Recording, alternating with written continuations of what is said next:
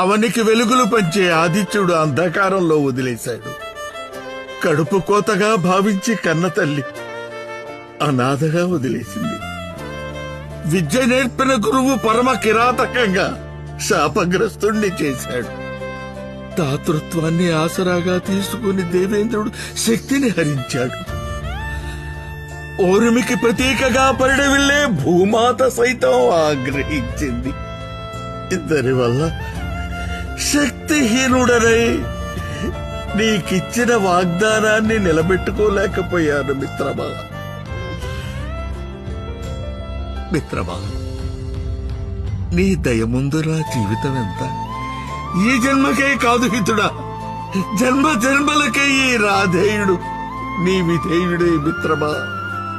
అంగరాజ్యాన్ని ఎరగా వేసి అఖండమైన రాజ్యభ్రాంతిని కలిగించి నీ ప్రాణాలను పణంగా పెట్టి నీకు తెలియని జూదాన్ని నీతోనే ఆడాను.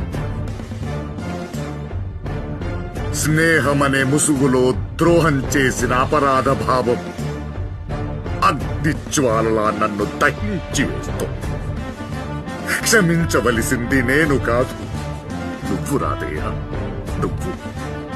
అపురూప ఆదరణ కల్పించి అపరాధ భావం అంటావేంటి మిత్రమా?